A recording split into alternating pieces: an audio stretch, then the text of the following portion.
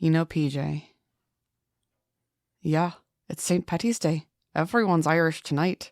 Why don't you just pull up a stool and have a drink with us? No response? I was trying to remember the next line.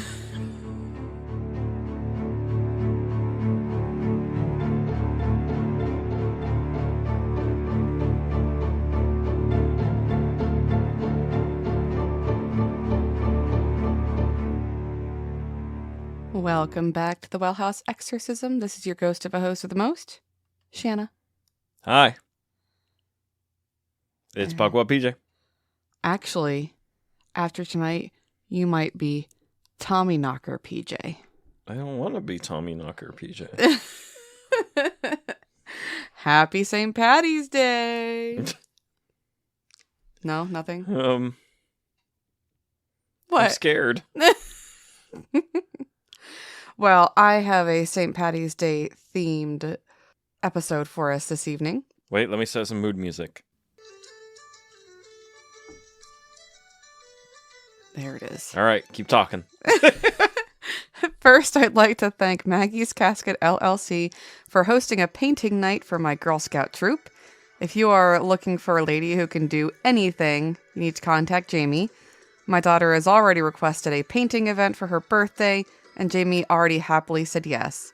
So you can find her on Facebook by searching Maggie's Casket. I'd also like to wish a congratulations to Craven and Castor and Blakely, because today, I think it's today or tomorrow, marks their 1-year anniversary of opening up. Oh, that's awesome. Yep, so I'm very happy for them. And you got all of this while also hearing some fantastic music from Boondock Saints. So thank you, PJ, for being our That's DJ. right. See how much of this I can play before we get copyright striked or something. Oh boy. I'll turn that down now. It was beautiful. But now, for a dive into St. Patty's Day.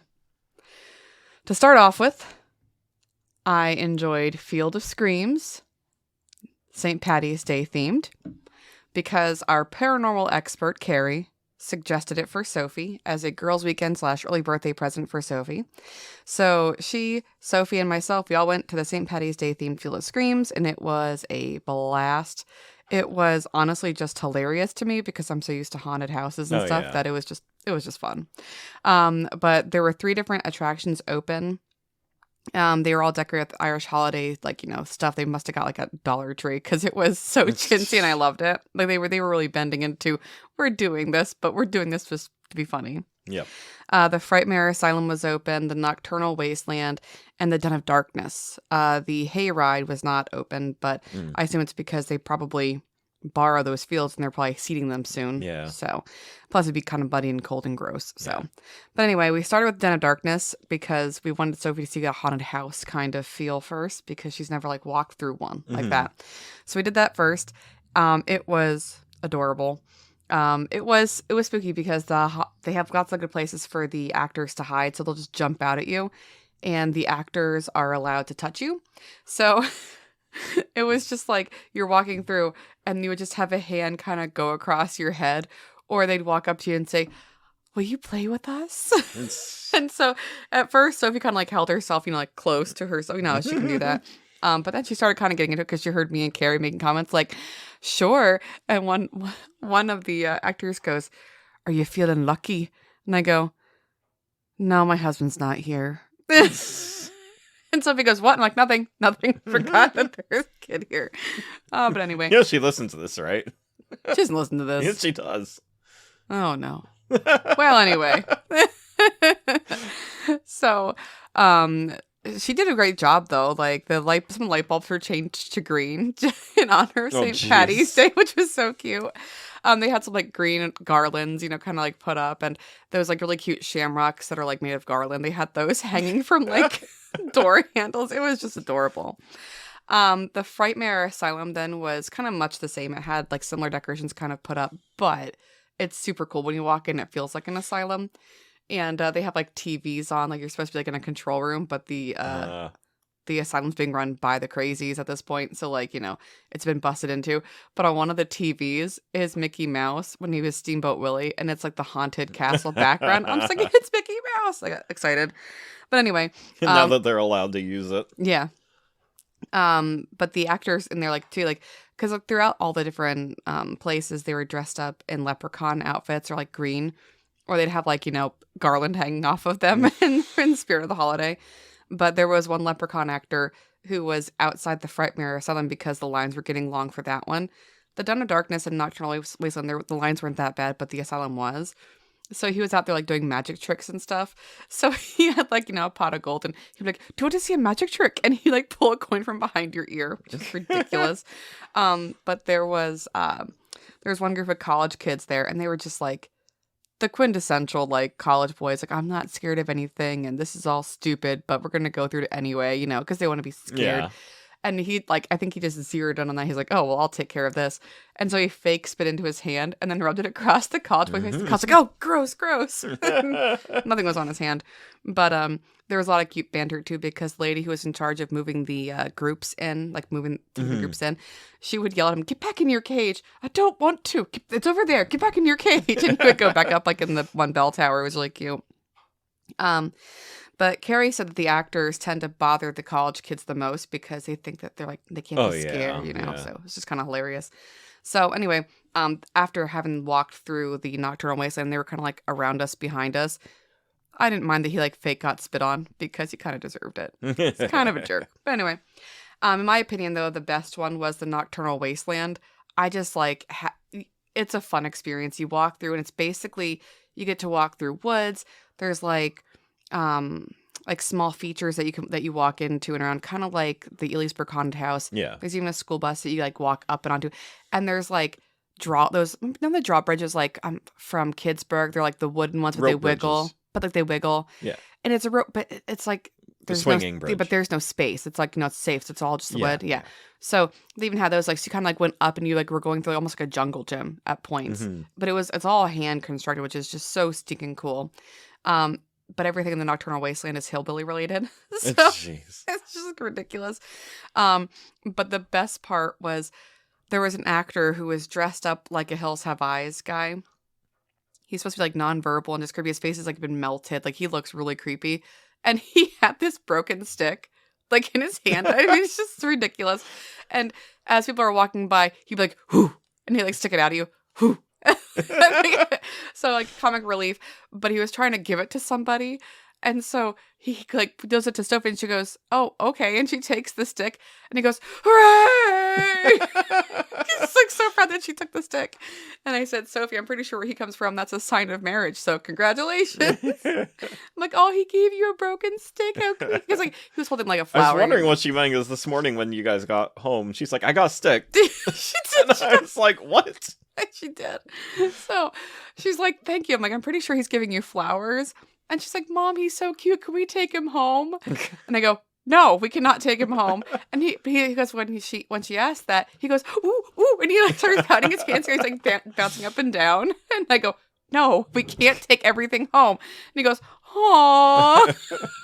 So she really enjoyed that one. But there's one like little feature in the Nocturnal Wasteland where there's like dead bodies hanging, and like obviously there's a guy's been like cutting apart people. It's supposed to be like that. Yeah. And he makes a joke, and he went by my wife or my girlfriend. She's been hanging around for a week, and I can't stand her. She's starting to smell. $50. So he's like, trying to sell his dead body. Yeah. And Sophie goes, "Yeah, sure, I'll buy it." And he's just like, "All right, you come over here and hang out, and we'll talk. You guys can keep going." And I'm not going to leave my daughter behind. So Karen and I both go, "No, we'll take her with us." And he's just like, "Well, I'll be fine. She'll be safe." And I go, "She's 12. And he had the best comeback. He's like, "Why does everybody think I want to steal children? I don't want to do anything bad with her. Sometimes you just want to burn skin." And I go, "I understand that, but she's 12, so still illegal. So give her to me." So he's just like, "Okay." But the best part though is she fell in love with this guy who's dressed up like in this creepy like bear outfit, and like half of him is like St. Patty's Day-esque because it's the holiday, but it's a creepy bear, and he's like, his face is ripped and it's all covered in blood, and on the back of his shirt it says "Cookie," like, which is the most ridiculous thing, but it looks like a baseball shirt almost. Mm-hmm. And so, she at first was creeped out by him because she'd seen him like when he was walking down like the streets and stuff. Because beforehand, like the clowns and stuff. When you're waiting in line, yeah. But then we're in the asylum line waiting, and she saw him. She's like, "Oh, I wanna pet him. He's so cute." And so he has his name on the back of his shirt. We go, "Hey, Cookie, Cookie, come here. She wants to get a picture with you." And Cookie walks over, and he looks at her, and she goes, "I think you're really cute." And he goes, "Oh, thanks."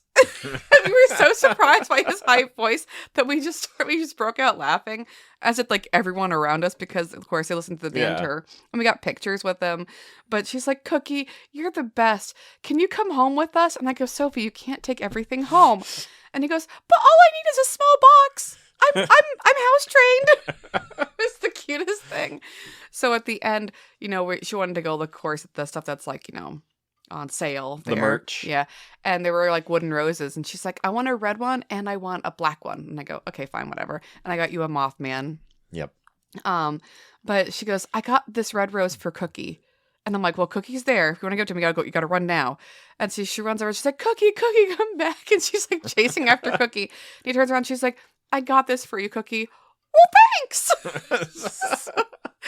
So if Cookie listens to our podcast, I just know that you made my daughter's night. Pretty sure she wants to marry you. She's only 12, so you have to wait 6 years.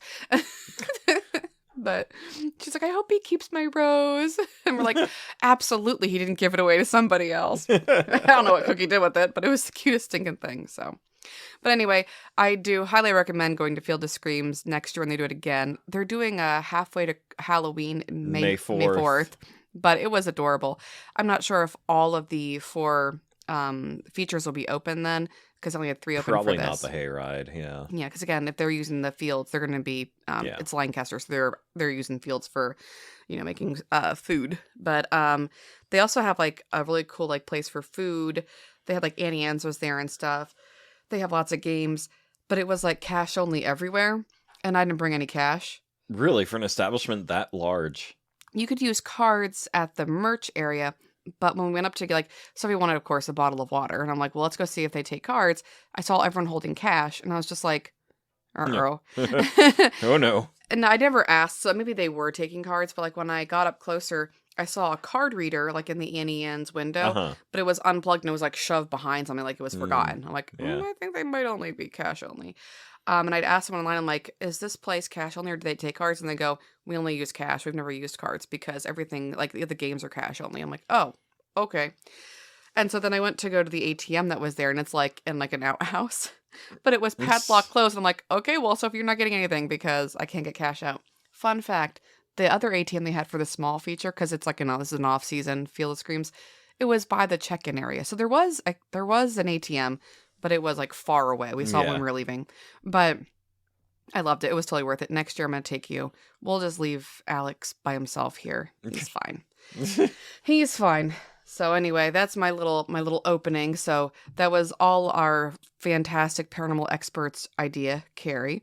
And she wanted to do a recording of a podcast, and we were going to go look at some kind of cool place down there. But when Soph and I did the research, because I wanted to go to the old jailhouse where, the Conestoga had been massacred.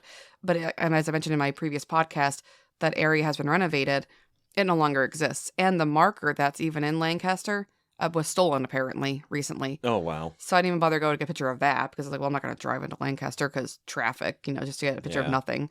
So we did not go anywhere else. But also the reason was our hotel was wonderful, and it had a jacuzzi. So we Yep. And we did the girliest things we could. Carrie took us out for Dunkin' this morning for breakfast, and she wanted us to see an at-home store. I've never heard of At Home. It's basically like a Marshall's and a Target. Oh, okay. But it's only stuff for your house, so it kind of feels like a Bed Lowe's, Bath and Beyond, but not expensive. Okay. And they have like clearance stuff all the time, so like there was lots of clearance areas. So Sophie and I were in there, and we were obsessed. They have great furniture there that I was like, I can't go home with furniture, but I would go home with furniture right now because it was all on sale. It was great. I loved it. So I think I'm gonna quit my job and open an At Home up here. We'll make lots of money.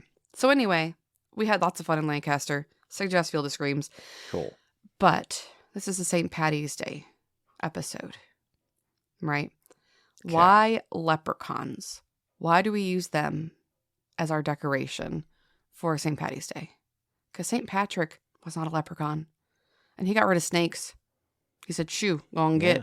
And the snakes left. Kicked him out of Ireland. That's right. So why leprechauns? Because they're Irish.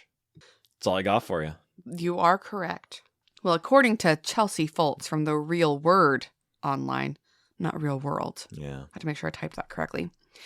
She says, the leprechaun story has long been a beloved aspect of Irish lore. They are believed to be a part of another piece of famous folklore, as they are traditionally known to be members of the fairy family. You know, the fairies that we're creeped out by. Still want to do an episode on those. Oh, we're going to. And next we're going to do an episode on Tommy knockers, too.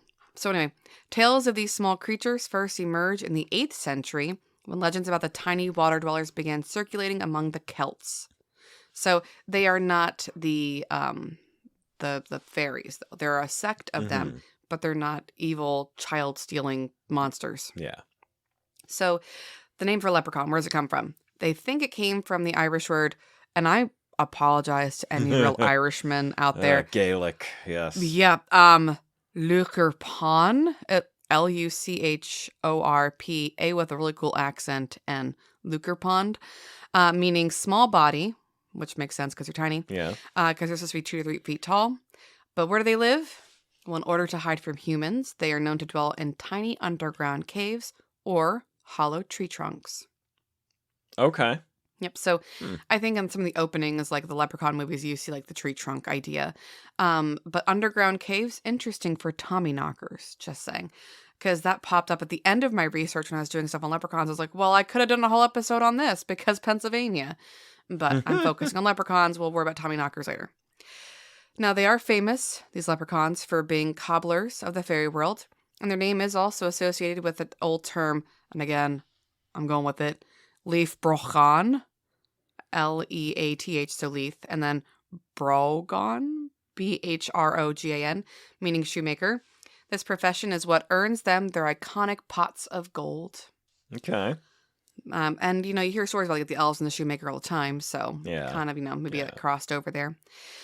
While we think of these creatures as imaginary, belief in them and other closely related fairies was actually widespread throughout Ireland. This is one of the reasons that the icon is now so ingrained into Irish culture even today. But fun fact, the Irish don't believe in leprechauns.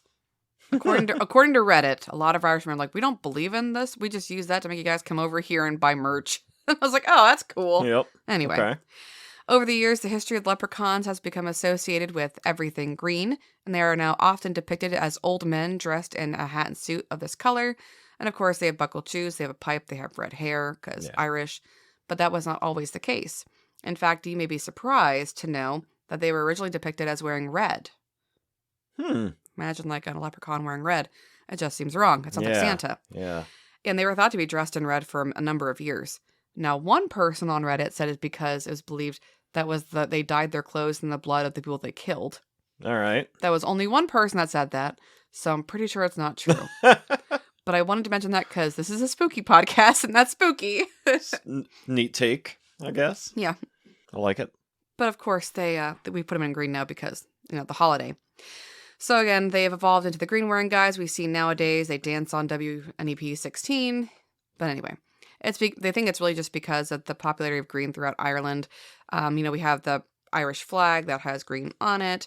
A beautiful, they call themselves the Emerald Isle, you know, beautiful green fields. But anyway, green and leprechauns are St. Patty's Day. We just know that. Yeah. Now, here's something else that's interesting about the leprechaun legend. There are no female leprechauns.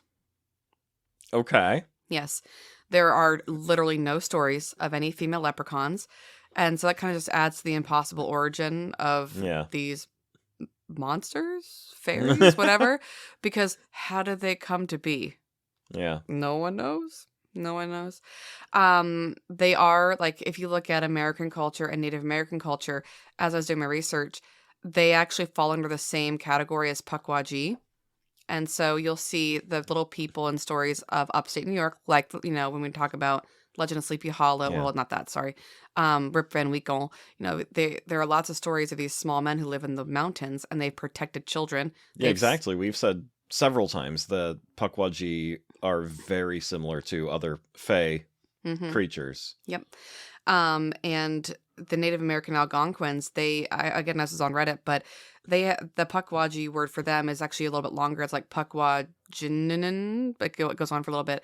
But they see them as like leprechauns too. So they're all very much connected. And in Western Pennsylvania, we have Tommyknockers from caves. So, yeah, it's pretty cool. There's lots of stories about Tommyknockers that they freak me out. So leprechauns, if they are part of the Fae world, they're going to be all those. So the question is, are there female Pukwudgie? I haven't heard a story yet. They always look like creepy little men going, Kier. Kier. But anyway, so we know that with leprechauns, they have a famous story of their pots of gold because of their shoemaking. They are known to possess and hoard their prized pots, and traditionally they hide the treasure at the end of a rainbow.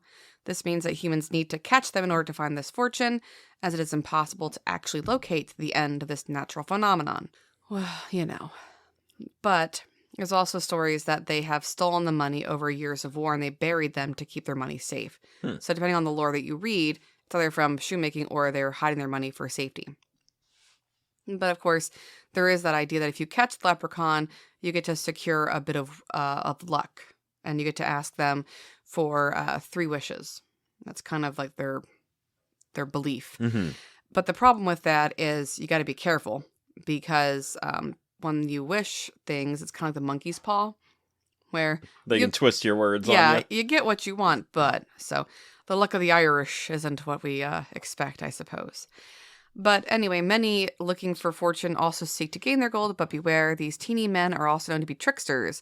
They are said to deceive humans and serve as a warning against greed, which is why they're monkey's paw-esque. So some people believe that they hide their gold simply in order to lure in the unsuspecting, and when granting their captors 3 wishes, they often instead lead them astray. They'll take your lucky charms. Yes, you knew it. Now, this is why we call them Tommyknockers in Pennsylvania. Again, it's so weird that, like, I had never heard of Tommyknockers, but I'm sure Kevin Paul has, because it's all a Western PA thing. I mean, I've heard the term because of the Stephen King book, but... which one? Tommyknockers. It's actually called... I've never read there's it. a movie, too. Oh! Yeah. Is it about little men? I've never seen it. I've only ever heard of it. Oh, yeah, I've never... Because I heard it was, like, only meh. So... I've never heard of it. But, apparently you can hear when there's a leprechaun nearby, because you can hear a tapping sound, like a hammer, because they're supposed to be cobblers, so they're like hammering, cobbling in the distance. So that's how you know they can hear that knocking, that they're near. Apparently you can also hear them dancing a traditional Irish jig with their music too, and they love traditional Irish, like, musical instruments, and they'll play that too while doing their little jig. But you will hear them knocking, and that's why they're called Tommyknockers in Pennsylvania. But anyway, so what do we know about leprechauns, and where did this entire idea come from? Because we know a lot about the Fae. We know about the creepy fairies that lure children away. They put in changelings in your beds. The peasants talk about it in Ireland a whole bunch. Well, according to Wikipedia, because obviously it's a great place to go, the earliest known reference to the leprechaun appears in the medieval tale known as, and this is where I'm going to pretend to read this correctly, Ectra Fergus Mac Leti. Yes. It means Adventures of Fergus, son of Leti. Okay. I hope it's pronounced Leti. A lot of accents on that. The Stephen King book, by the way, is about aliens. So not a woman finds something buried in her yard or something like that. I just looked up a synopsis. But... Well, he's not from Pennsylvania, so obviously he's got it wrong. But anyway, in the Adventures of Fergus, son of Lechthi, I don't know how to pronounce that. There are a few different versions, but the original story is a little scary. So the text is it's an adventure, so there's lots of a series and episodes in this reading. But Fergus Mac Leti, king of Ulster, he falls asleep on the beach, and he awakes because there are these things that have started dragging him into the water. And because his toe touched the water, it woke him up. But they were dragging him out to drown him in the sea. Yeah, so basically he captures them, and he gets 3 wishes. And one of them was like learning how to swim. Like, we'll teach you, our people know how to swim, so we'll teach you how to swim. But in the book, they're called the Lucerpain, which is close to leprechaun. So anyway, while it's scary, It's a lot better than the fairies who are, spiriting away children. Yeah. Saying, Changelings, yeah. They try to drag out into the ocean. This guy could have drowned, sure, but they're more mischiefy and pranksters than they are, child murderers. Yeah. Or more child puckwudgie. stealers. Yeah. Kier. Yeah. Just wait till we get into changelings. Oh, no. And, I know, that I know it's supposed to be fake, but I have a fear that if we go in the woods, my children are going to be stolen. Well, because that's the stories are so horrifying. Well, and even that's something that Irish people do believe in. There's a certain type of bush that they believe they live in, and Laura and Ray, when they went to Ireland, Laura was at a pub, and she asked them. She's like, I noticed the bushes outside. Do you trim them at all? At first, she said, do you believe in this? And they all said, no, it's just Irish nonsense. But then she asked. Yeah, then she's like, well, I noticed the bushes all over the place. Do you maintain them at all? And they're like, no. Just in case. Yeah, just in case. We do not go near those. Yeah. I feel the same way. I'm like, you know what? You can have your bush. Just don't take my kids. But it actually comes from the Irish peasantry. They believed that, if their kids were acting, if their baby started acting really weird, the belief was that the fae had come in and taken their baby and swapped with the changeling. Yeah. So. Yeah, if their baby began to act erratically or came down with some kind of horrible illness, suddenly. Yeah. So, according to worldhistory.org, other possible sources of inspiration for leprechauns are the terrible monsters, and again, I apologize to all Irish people, Leprechaunig, who appear in the 12th century CE Lebor Gabala, which means Book of Invasions. They also think they could be the Cluracan or the Cluracane. Again, I apologize for pronunciation. They're male spirits seen in wider European folklore, and they're said to haunt cellars. These guys are kind of hilarious. I think I could be one of these, but I'm a girl. They live alone. They're often dressed in fine red clothes, very common for leprechauns. The Cluracans sometimes carry a purse full of silver coins, not gold. They're small in size, but large in appetite for two favorite habits. The first part I'm not interested in, smoking, but also drinking. So he's said to be rather lazy, and his preferred residence is a well-stocked wine cellar where, even though he will partake himself of its finest vintages, he does at least scare away thieving servants. So I love it. He's just this drunk leprechaun in the basement. Get out of my basement. But anyway, the Cluracan shares similarities with the brownie of Scottish Gaelic folklore, who lives in barns and does chores at night.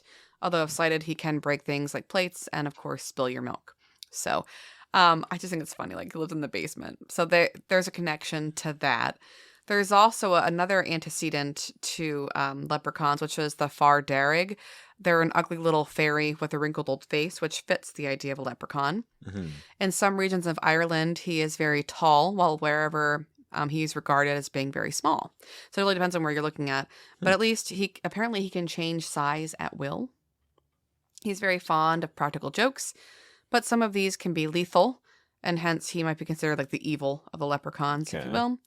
The one good trait of the Far Darrig is that he can, if he so wishes, release people who become trapped in fairyland. Oh. So if the fae steal you away, he can bring you back. Okay. Yes. Finally, the Moros of folklore from Celtic Galicia and Asturias, both in Spain, they guard tombs and are associated with hidden treasure, which, again, leprechauns. Mm-hmm. Yeah. So if you look at all these different antecedents, they borrow features kind of from all these different creatures. And that kind of gave us our dominant Irish mythology today. Yeah. But it's interesting because, if you look locally for us, we have the Tommyknockers, and a lot of people who worked in mines, they usually were Irish workmen. So of course they're bringing over their ideas. Yeah. New York has, a high Irish area too. But Scranton. Yeah, the Native Americans didn't have any Irish people, Yeah. So they have the Puckwudgie. So it's interesting to see this kind of story cross the pond, or having been here before the Irish ever came in terms of the Puckwudgie. So you could say that it's a bit of fake lore, but little people they could possibly be real because there's so many connections between different and ancient, tribes and whatnot. So, again, it's interesting.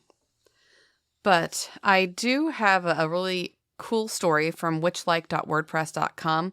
This is an oral tradition story, and it was called The Leprechaun's Gold. So this is a traditional story. Okay. And this kind of illustrates the leprechaun perfectly, because they're not malicious, apart from the one guy. And we mentioned the bad guy. Apart from Steve over there. Steve's no. Well, but here's the thing. We do like the far daring, because he can get us out of fairyland. But anyway. Yeah. So the leprechaun's gold. Should I do this in an Irish accent? My terrible Irish accent? Oh, boy. 'Twas a fine sunny day. Oh, 80-90. Oh, 80-90. Sorry, Irish listeners. There's a whole story. We were playing, Betrayal at House on the Hill. And I ended up, somehow I became the haunt. And it was me playing against PJ and Jack. And the haunt started and I was a leprechaun.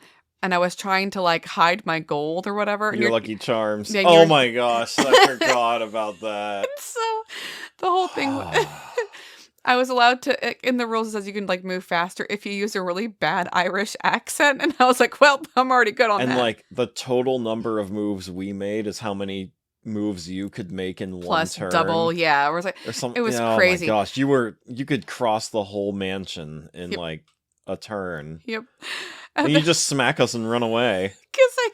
Because leprechauns are supposed to be speedy, well, So it makes sense, but it really was just so mischievous. Broken. That was such a broken game. I loved it, but I was like, oh, they're after me Lucky Charms. If you want an excellent board game, it's called Betrayal at House on the Hill. It's kind of creepy. It's super grade B.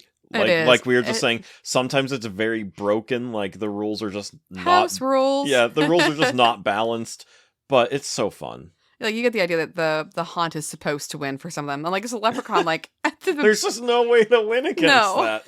Well, and it makes sense because leprechauns are fast, and they're mischievous. But, oh my gosh, my accent was so terrible. And I'm like, well, it's a good thing because I'm supposed to have a bad Irish accent. So here I go. And we're like, why are you talking like that? You're Scottish now.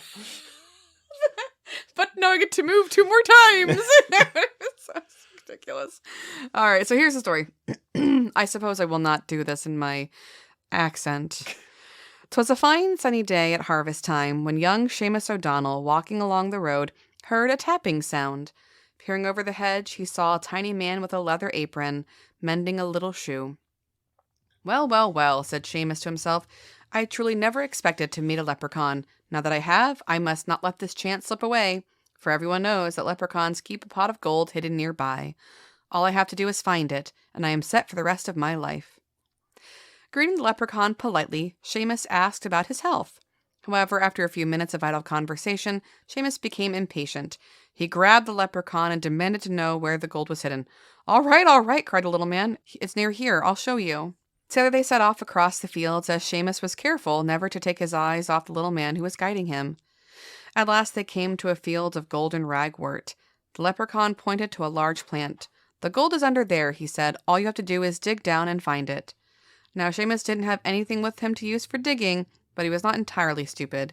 He pulled off his red neckerchief and tied it to the plant so that he could recognize it again. Promise me, he said to the leprechaun, that you will not untie that scarf. The little man promised faithfully. Seamus dropped the leprechaun and ran home as fast as he could to fetch a shovel. Within 5 minutes, he was back to the field. But what a sight met his eyes. Every single ragwort plant in the whole field, and there were hundreds of them, had a red neckerchief tied around it. Slowly, young Seamus walked home with his shovel. He didn't have his gold. He didn't have the leprechaun. And now he didn't even have his neckerchief. So that's a good example of a leprechaun. I was expecting the neckerchief to be removed, but still tied. See, I that's what I was expecting. Him trimming just that one branch, because then he wouldn't have touched the neckerchief. But then you could search the ragwort for the trimmed piece. So, but it's cute and it showcases them, being little mischief makers, and so that's how the Irish view them. So then I have this other version. It says, it's called The Leprechaun or Fairy Shoemaker, and it's by the famous Irish poet William Allingham. He was writing about the same time as William Butler Yeats, and so Yeats wrote the Stolen Child. Oh yeah. So he's really well known, and he liked to write down all the Irish lore that he knew about.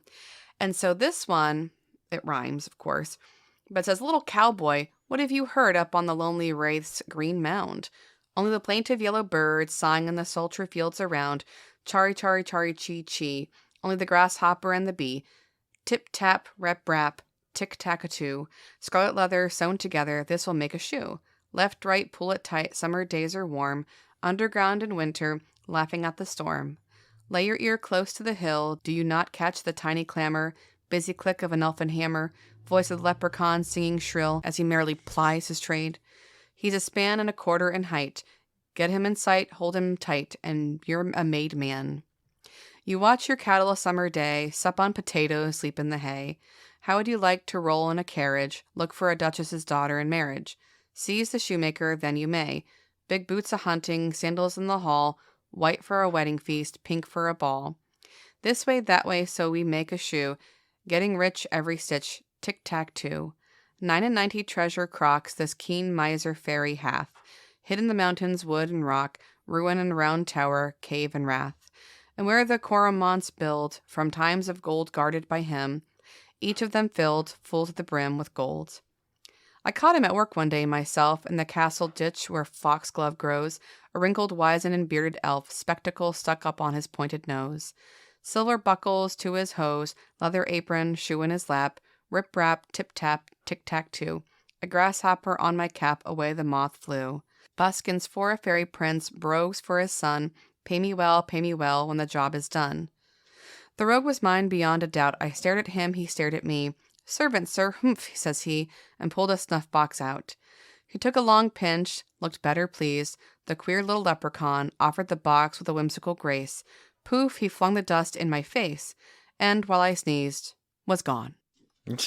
So you got a guy who's working, makes a lot of money because he's making all the great shoes for everybody, and you find him to get your money from him, and boom, gets away again. Yep. So regardless of what you read, he's just a trickster who gets away. Mm-hmm. You know, has lots of money, doesn't spend it because he's too busy making. Apparently, they just like making shoes. I don't know. I like a good shoe. I mean, as long as I have 2 of them. Now. Congratulations. Now I can wear 2 shoes again. Are you still ace bandaging? I'm sure Nurse Jackie wants to know. I didn't today. How's it feeling without the ace bandage? Good. Are you swollen? Don't know. Haven't checked. Okay. Well, that's good news, though. Hooray. Yeah. Look at you on the mend. Nurse Jackie, you hear that? He's taking care of himself. Now, is the leprechaun evil? Okay, this is a question because, you know, I'm not sure about you, but I grew up afraid of them because of the stupid, well-known movie franchise. Nowadays, look at the pictures, I'm like, that guy's not creepy at all. When I was a kid... See, I never watched them because I thought they, like... I just always thought they looked stupid. I'm like, I'm not watching that. So my friend Melissa, when I was a kid, her mom let her watch whatever she wanted. Mm-hmm. And so she took us to the drive-ins one summer, and there were 2 features. One was a kid's one, then one was the adult one afterward. Yep. And Melissa loved watching the Leprechaun series. And I'm not sure which one it was, but it starts off and I'm like, what the heck is this? And she's like, yeah, this is so exciting. I was screaming. So now I hate leprechauns freak me out. I think it's probably like 3 or 4 by the time that we were going to movies and stuff like that. Well, regardless, it's horrifying. So I did some research on the Irish Genealogy Toolkit.com, and I learned something. Apparently there are 5 clans of leprechaun, and they don't mix much. So which one you need to look out for depends on where you are in Ireland. So the first of the clans is the Leinster leprechaun, and it most closely fits with the popular notion of the little guy. He's the least flamboyant in dress, the least extrovert. They're very keen on honey. They're pretty chill. Okay. The second kind is the Ulster leprechaun, which of course that's the story where the king the whole thing takes place. He's the shortest in stature, but you don't mention it because he got angry. In addition to some built-up heels to look taller, which we see quintessentially with leprechauns, they usually wear pointed hats to give the illusion of greater height, kind of like a gnome. And they claim to be the best poets and the most accomplished hurlers. Very Irish of them. Number 3, the Meath leprechaun is their unique skill is diplomacy. Very good at talking. Okay. So it's a good trait, but in the execution of being diplomatic, they tend to talk a lot. A lot. So it says, don't be in a hurry to run into them if you don't have time to spare. The fourth one is the Connaught Leprechaun. Like his brethren, he's industrious, whether he's working or studying, but they take it all a little bit too seriously, apparently. So they're said to be the best inventors and they're great philosophers, but they're the most reclusive, so you are not probably going to see them. Very scholarly. But the fifth one is the Munster Leprechaun. Great cheese. Anyway, they're the wildest party animal you will ever encounter. Their drinking habits are legendary. When sober, he has the sweetest tongue, but when he's drunk, he's simply horrible. So in terms of the most evil, probably the Munster Leprechaun. That being said, he sounds like the guy I want to hang out with. It sounds like the St. Patty's Day Leprechaun. I don't know. Just don't stay too late, Exactly. Or if he's living in your basement because he's a part of that group, well, just give him some extra wine. It's fine. I thought you didn't want him to get drunk, though, because that's when he gets mean. So you don't give him the extra wine. Well, then he gets angry. Wouldn't he get angry? Yeah, he'd probably get angry at that, too. I don't know. It's a lose-lose. So I don't know. Like I find it interesting, but I was like, well, how does this connect close to home? Right? This is a Pennsylvania-centric podcast, as much as possible. Except when I'm in charge, I'm like, nope, we're leaving PA. Hey, I did the Rougarou. You did. I didn't know. I do things, but I actually just went on Reddit to look for leprechaun stories because I was googling leprechaun stories and Reddit popped up. Well, it's crazy. The first thing that popped up was both of these stories take place in Western PA. And I was like, holy crap, I wasn't even looking for Pennsylvania. But now I can make it Pennsylvania. So from Reddit, the person who was typing is called Existential Dread 14. And he says, I personally know 2 people who truly believe they've seen leprechauns. So the first story, and again, they both take place in Western PA, which is where Kevin Paul is. The first story takes place in 1991. But again, that's kind of when leprechaun movies were coming out. So put that in context. But my ex-boyfriend's dad, so she's a girl, sorry. So she says, existential dread must be a girl. My ex-boyfriend's dad was the chief of police of a small town located directly outside of a city. He had several police officers who worked for him, and one was a young rookie cop whom all call Mike. Mike. No, the first one came out in 93. I thought they came out in the 80s. They had an 80s feel, but Yeah. Anyway, the police officers in that jurisdiction often assisted the city with police calls. Mike was going to such a call on a cold day in the beginning of March. He was driving down a road that on either side of the field was tall, dead brown grass. All of a sudden, Mike saw what he thought was an animal coming out of the grass on the left side. He said he saw the next sequence of events in slow motion. He tried to slow his cruiser down. He saw that it was not an animal, but indeed a small, bald, dirty man dressed in ragged clothes, approximately 2 feet tall, running out from the grass. He slammed on the brakes. The cruiser did not stop fast enough, and he hit the small man with the front of the car. The man flew up in the air. Mike jumped out and ran into the front. He said he looked right down at the small man, whom then he noticed had reddish-brown hair. The little man began screaming, an evil laugh, and hopped up, ran into the grass on the right side of the road. Mike ran after him, but all he heard was the sound of an evil, mocking laugh. When Mike got back to the station, he was visibly shaken. My ex's father said he was pale white and he could barely choke out the story. When he finished telling them what happened, everyone except my ex's dad began howling with laughter. The cops teased him relentlessly about the leprechaun story. Since it was about 3 weeks before St. Patrick's Day, one of the cops went to the dollar store and bought a leprechaun hat. He left it on Mikey's doorstep with a note stuck on the brim saying, I'm coming for you, Mikey. The next morning, Mike came in crying and told my ex's father that he was quitting the police. My ex's father believed Mike, and he said he could tell he was extremely sincere in his belief that he'd hit a leprechaun. He told the other cops to leave him alone about it, and Mike worked with him for years to come. I mean, it's kind of cool. And she says later, when she heard the story from her ex's father, she actually went to see Mike. And says later that year, Mike was over at my ex's house. I asked Mike about the story. He grew pale and quiet, and he told me exactly the same story my ex's father had told me earlier. He insists and has always insisted that he had a leprechaun with his car that day. And his evil shenanigans. Can't.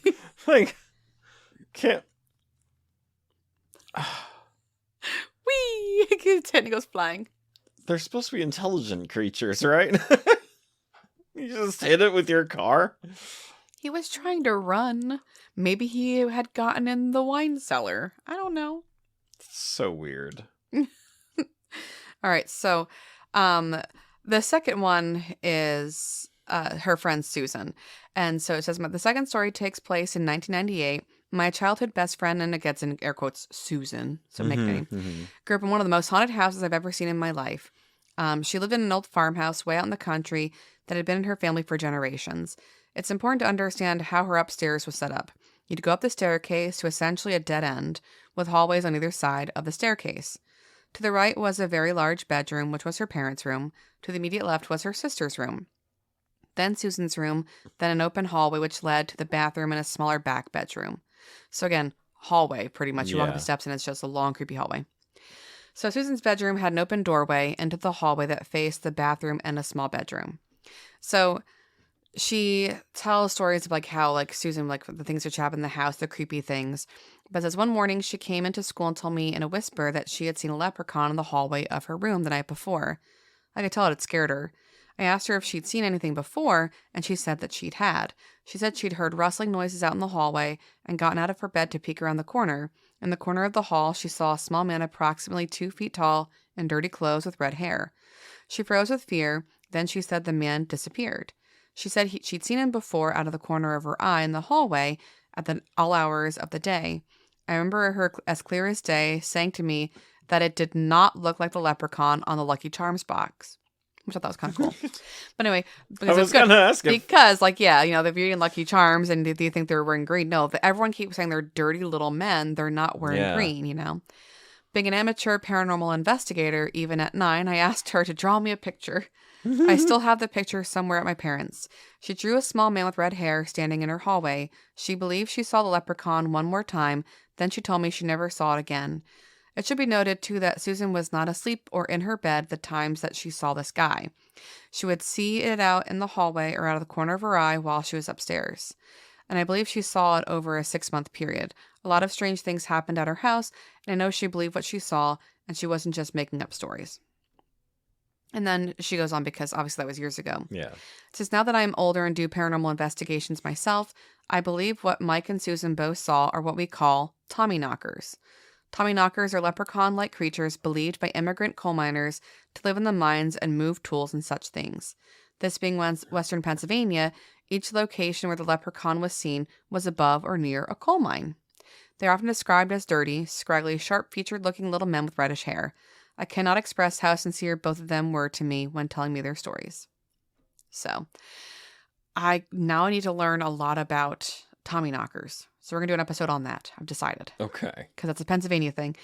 And we need to go to the coal mines now, little pioneer tunnel, and ask them about Tommyknockers. Yeah, that's a good idea. But I found this little story, and I only want to read it because the Redditor's name is Ducky Quack-a-Lot. And I think it's hilarious. But it says, I grew up constantly hearing my dad remind and tease my sister at the dinner table about the time she claimed to have seen a leprechaun standing back by our barn when she was about 3 or 4 years old. This was Western New York. We had 42 acres of land, mostly woods, and the back part of the property was adjacent to some kind of quarry. I believe the story because that was her explanation of the patch of 4-leaf clovers that would always grow in that very spot next to the barn. But it's upstate New York. Just saying. Whatever upstate New York is. Another person named Shangri-Lasta, not Lista, Lasta. She said, my mother grew up in Western Pennsylvania. She told me a story about seeing a tiny man in her house when she was little in the 1940s. It freaked her out and she never forgot it. Also, her grandfather was in coal mining. And then this is from Cade_Flowers. Okay, I don't want to sound like a crazy person, but my mom and her 2 sisters saw a leprechaun, he puts it in air quotes, when they were younger as well. So my aunt had said her and the 2 girls, my mom and my other aunt, shared the same bedroom, and 2 beds were side by side. The other bed was on the other side of the room. I believe she said she felt something at the foot of her bed, and when she went to take a look, it was a leprechaun, and she screamed and told my mom to look, and she did, but as they were staring, he jumped onto my mom's bed, then ran inside the wall vent. It's an old Ohio home, I think. And then they never saw him again. It says here, I've never not believed them because they all saw the same thing. And what reason do they have to lie about it, you know? They still can't explain it, neither can I, but it ran into the old wall vent in their Ohio home. And Ohio and Western New York, they all connect to Pennsylvania. We're all right there. Yeah.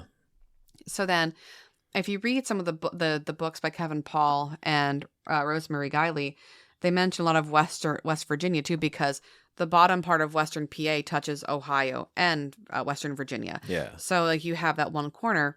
Well, this is West Virginia. Empty House 999 said, "My family and I live in West Virginia. My mother always told me that once as a child in the 1970s, she and her family went to Lost World Caverns. It's a tourist attraction. It's a cave, like kind of like our Penn caves. You can walk through it. And she saw what she has always described to me as a troll. She said her parents laughed at her when she said she had seen it and that nobody believes her to this day. She has told me since I was a child with such sincerity that I have always believed what she saw. She described it as something ancient, like a part of the earth itself. As an adult, very recently, I have heard more and more about Tommyknockers. West Virginia has a lot to do with the whole mining industry, etc. So I wonder if she saw something similar. It's very interesting to me that so many people see the same thing in states so close together like Pennsylvania, West Virginia, and I believe I saw a reply here from Ohio. I think it's interesting that Empty House 999 mentions this because even this person pops up saying, is a Tommyknocker. Yeah. So in my quest to learn about leprechauns, I somehow fell upon Tommyknockers. And the Algonquin original spelling of Pukwajijinjin. I'm not even going to try to pronounce it because it is just crazy. So I think it's cool. I think it's cool. Now we got to do an episode on Tommyknockers and of course changelings and the Fae. Yeah. Get all spoopy. But what do you think? Oh, they're spoopy. They can get spoopy. I don't know. I didn't buy it, but now, because like as you were talking about it and things like that, it's like, I wonder if they're even just like imps, you know? Oh, yeah, that's true. I didn't think about that. Something like that. Yeah. Well, in any case, happy St. Patty's Day, darling. Oh, yes. Did I do a good job of that? So no matter what we think, the leprechauns are all about luck and superstitions, and we love it all here, obviously. So I would like to say happy St. Patty's Day to all of our listeners, and I'm ready to sign off. Do you want to mention anything before we sign off? No, get into our giveaway. Mm-hmm. We're picking the winner over the last weekend of March. So you still have time to get in. Weekend. Either email us, gamesoboard@gmail.com, subject line contest or giveaway, anything like that. Comment on Facebook. Yep, comment on Facebook or Instagram. You'll have to go back a little bit to find the picture of the giveaway. Comment on that. We'll have to reshare that, I think. We'll repost it. And of course, April 13th, we're going to be at Helix Tabletop Guild in Bloomsburg. So mark your calendars. And in October, we're going to be a part of a spiritual event with Kevin Paul. He's still he actually might go for a larger venue now, so it's going to be a bigger group than original. Yeah. So he and I were just So is this talking. a convention? Mm-hmm. Yeah, so we'll be speaking at a convention. About our exorcism in our house, yeah. Yeah. So what we were supposed to be doing a little while ago, but Kevin Paul got very sick. So anyone out in Western PA, we're going to be in your area in Waynesburg. Yep. So we'll let you know more as we get more from him. So, but in any case, I'd like to leave you with a poem that was written by Rochelle E. Goodrich. You don't believe in leprechauns, a myth you say they be. You don't believe in pots of gold or four-leaf clover tea. You don't believe the rainbow's end, a lights on treasured finds.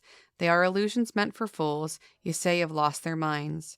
You don't believe in whispering your wishes to the wind, where on St. Patrick's holiday they blow towards Ireland. You don't believe in magic spells or longings coming true, yet head to toe you dress in green, on Paddy's Day you do.